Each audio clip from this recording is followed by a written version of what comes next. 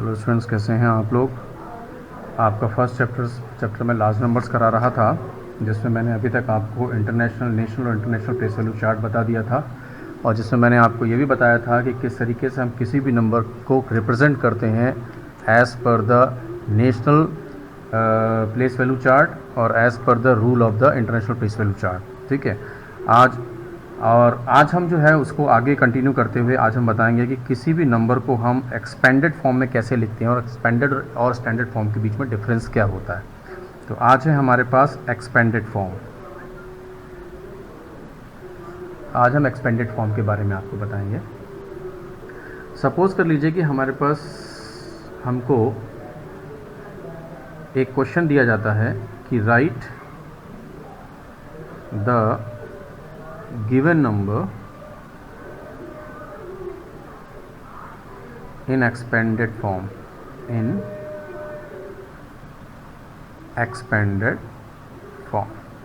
और नंबर हमको दिया गया है 45329। ठीक है, 1s 10s 100 1000 10,000 यानी 1000 वाला ग्रुप और 1s वाला ग्रुप। ठीक है, इसको हमें एक्सपेंडेड फॉर्म में लिखना है। तो हम जब इसका सॉल्यूशन करेंगे तो हम इसको किस तरीके से लिखेंगे। अब देखिए, यहाँ पर इंडियन प्लेस वैल्यू चार्ट के हिसाब से आप देखेंगे तो इसमें क्या है आपके पास में 4 जो है वो 10,000 में है।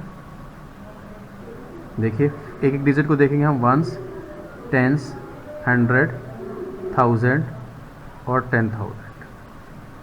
4 10,000 में है तो हम 45329 हैज़, इसमें क्या है 4 10,000 हैं, इसकी प्लेस वैल्यू हो गई, कॉमा 5 इसमें 1000s है,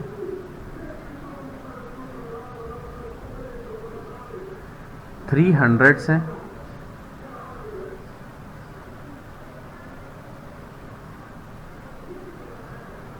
3 100s हैं,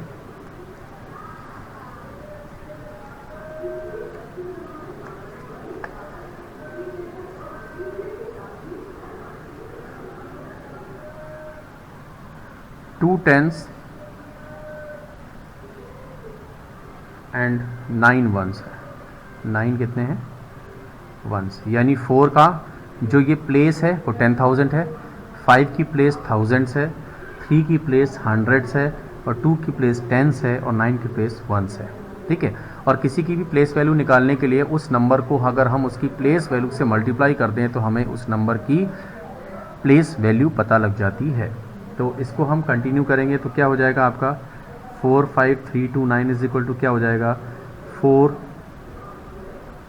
10,000। इसको हम सभी को प्लस कर लेंगे। जब हम इसको एक्सपेंडेड फॉर्म में लिखेंगे तो plus 5,000 plus 300 plus 2 10s plus 9 1s। तो हम इसको लिख सकते हैं 4 इंटू 10,000, उसकी प्लेस से मल्टीप्लाई कर दो, 5 into 1000 plus 3 into 100 plus 2 into 10 plus 9 into 9 into 1।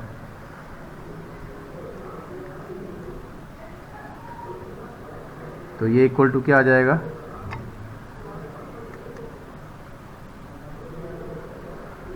2 into 10 plus 9 into 1।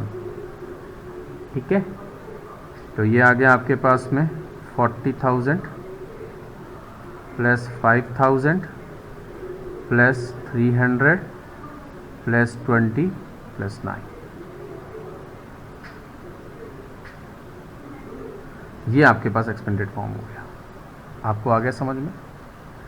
इसको ही देखिए, अब हम एक और लेते हैं एग्जांपल। इसमें ये बीच है आपके पास में 376874। ठीक है, यहाँ देखो 376874, यहाँ पर 1s 10s 100 फिर से आप चाहें तो ऊपर लिख सकते हैं वंस, टेंस, 100, यहाँ पर 1000 आ गया, यहाँ पर आपका 10,000 आ गया और यहाँ पर आपके पास लाख आ गया। ठीक है, अब यहाँ पर फिर लिख लो 376874 हैज़, इसमें क्या है 3 lakhs है, कॉमा 7 10,000 है,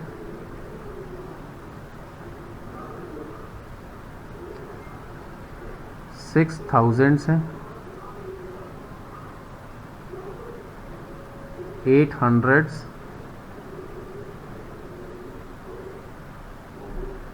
7 tens and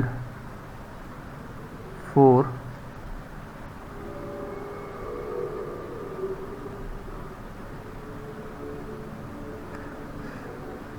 7 tens and 4 ones। तो 376874 is equal to 3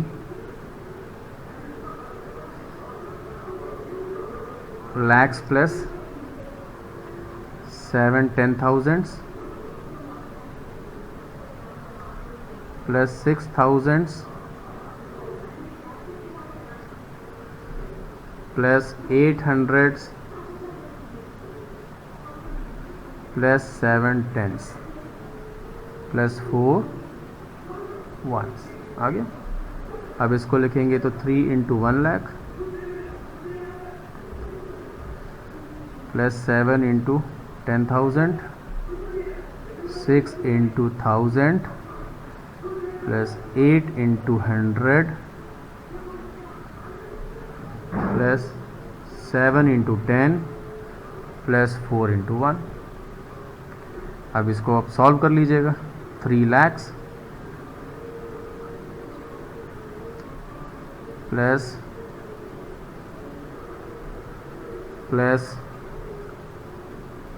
6,000 plus 800 plus 70 plus 4,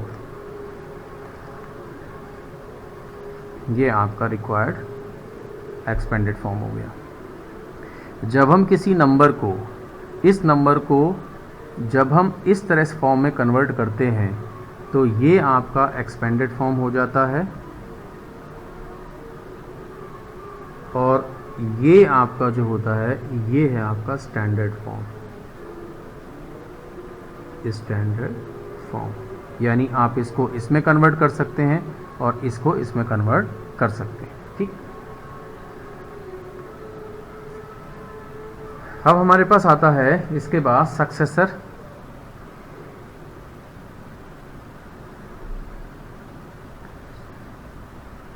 of A number. जब भी हमें किसी नंबर का सक्सेसर निकालना होता है तो हम उसमें हमेशा क्या करते हैं, +1 करते हैं, ये ध्यान रखना, ठीक है ना। तो हम क्या करते हैं, we add 1 with the number to get its successor।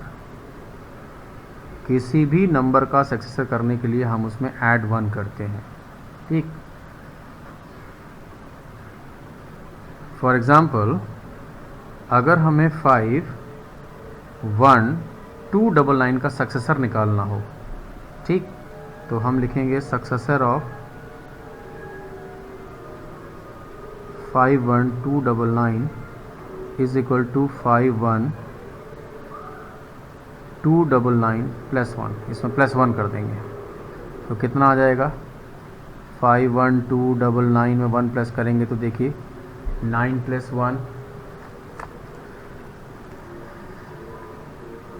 9 + 1 10, 9 + 1 10, 315, तो कितना आ गया 51300। ये देखिए सक्सेसर हो गया आपका 51299 का। 51,299 का सक्सेसर कितना हो गया, 51,300 +1 कर दिया। इसी तरीके से अगर आप प्रेडिसेसर करेंगे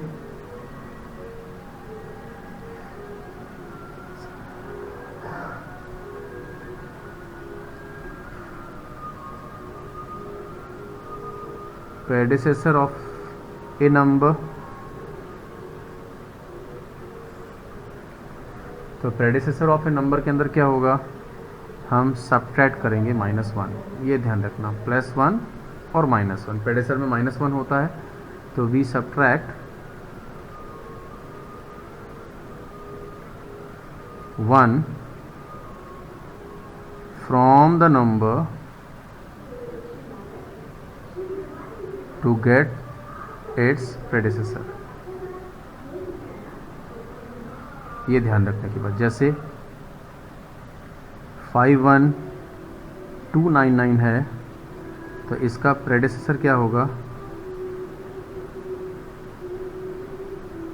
predecessor of 51299 is equal to 51299 -1 -1। ये देखिए, तो इसमें -1 कर देंगे तो कितना आ जाएगा, 8 9 2 5 1, तो ये कितना आ जाएगा आपका 51298। ये आपका प्रेडिसेसर आ गया। समझ में आया आपको? तो आज मैंने आपको एक्सपेंडेड फॉर्म बता दिया, एक्सपेंडेड फॉर्म और स्टैंडर्ड फॉर्म में डिफरेंस बता दिया। किसी भी नंबर में सक्सेसर निकालना हो तो हम उसमें क्या करते हैं, +1, और उसका प्रेडिसेसर निकालना हो तो क्या करते हैं, उस नंबर में -1 करते हैं, जो मैंने आपको यहाँ पर समझा दिया। अब हमारे पास आता है स्किप काउंटिंग। अब एक पॉइंट हमारे पास आता है कि स्किप काउंटिंग क्या है। देखिए, स्किप काउंटिंग क्या है।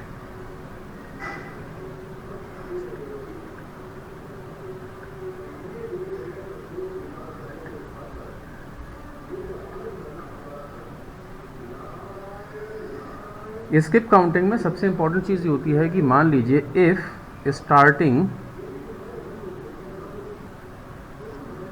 विद ए गिवन नंबर, अगर हम दिए गए नंबर के साथ में शुरुआत करें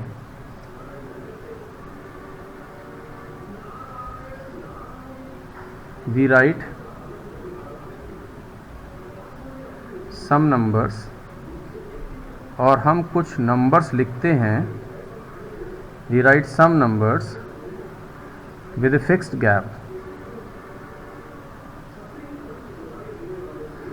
between two numbers, two successive का मतलब होता है एक के बाद दूसरा आने वाला, सीरीज में आने वाला। जैसे 2 के बाद 3 आ गया, 3 के बाद 4 आ गया, 4 के बाद 5 आ गया, सक्सेसिव हैं एक दूसरे के, successive numbers. Then such a counting is called skip counting. ऐसी काउंटिंग को ही हम स्किप काउंटिंग कहते हैं। ठीक है बच्चों, ये बात समझ में आई आपको? अब देखिए, जैसे मैं एक एग्जांपल आपको देता हूँ, मैंने लिखा 2, फिर मैंने लिखा 4, फिर मैंने लिखा 6, फिर मैंने लिखा 8, फिर मैंने लिखा 10, फिर मैंने लिखा 12। अब यहाँ पर देखिए इन दोनों के बीच का डिफरेंस कितना है, 2 का। इसके बीच में डिफरेंस कितना है, 2 का। इसके बीच में 2 का, इसके बीच में 2 का, इसके बीच में 2 का, सबके बीच में 2 का डिफरेंस है। तो ये स्किप काउंटिंग बाई 2 हो गई। क्या हो गई? Skip counting by 2। ठीक, आगे मेरी बात समझ में? अब अगर मैं क्वेश्चन देख दूं आपको एक कि राइट द नंबर्स बिटवीन, ये बिटवीन का एब्रीविएशन फॉर्म है, 40 to 50 skipping the counting by 2। यानी मैं 40 से 50 के बीच में नंबर लिखूं 2 की स्किप काउंटिंग करते हुए, तो इसका आंसर कैसे लिखेंगे आप? सबसे पहले 40 लिखेंगे, फिर इसमें जितनी स्किप काउंटिंग है उतना उसमें ऐड करते जाना है। 42, 44, 46, 48 एंड 40 से 56 के 40 से 50 के बीच में लिखना है, तो हम इसको हटा देंगे। 42, 44, 46, 48, ये आपके पास में इसकी काउंटिंग्स आ गई। अगर पूरी सीरीज़ लिखनी है तो आप यहाँ पर 40 कर दें और यहाँ पर लास्ट में जाकर के 50 कर दें, तो ये स्किप काउंटिंग बाई 2 आपके पास में आ गया।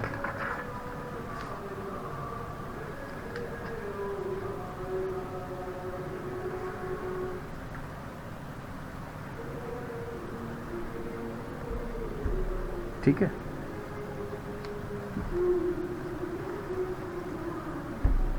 असेंडिंग डिसेंडिंग ऑर्डर के बारे में आपको पता है। और यहाँ पर इसके साथ में ही आपका ये जो लेसन है, ये लेसन आपका पूरा का पूरा फिनिश हो चुका है। फर्स्ट लेसन लार्ज नंबर्स, और इसकी एक्सरसाइज मैं आपको साथ के साथ में दे रहा हूँ, वो एक्सरसाइज भी आप साथ के साथ में कर लें। पॉज करते जाएंगे और उस एक्सरसाइज को आप करते जाएंगे। ठीक है,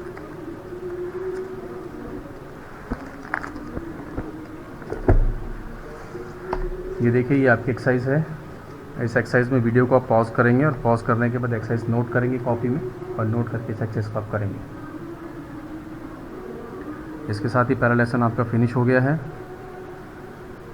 और आपने इस चैनल को आप लोग सब्सक्राइब और लाइक करना ना भूलें। सब्सक्राइब ज़रूर कर दिया करें चैनल को, और लाइक भी किया करें।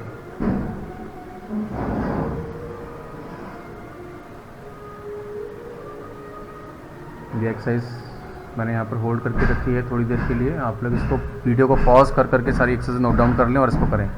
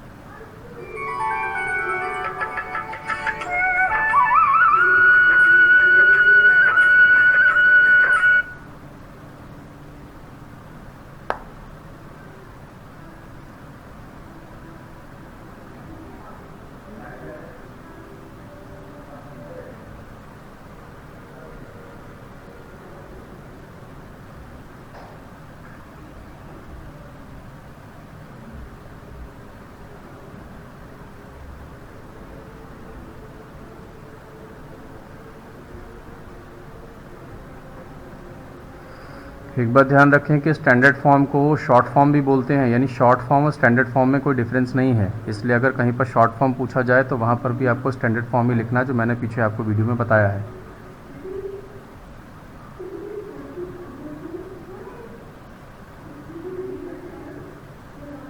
इन एक्सरसाइज को करने से पहले आप लोग पिछले दोनों वीडियो को एक बार अच्छी तरीके से देख लें।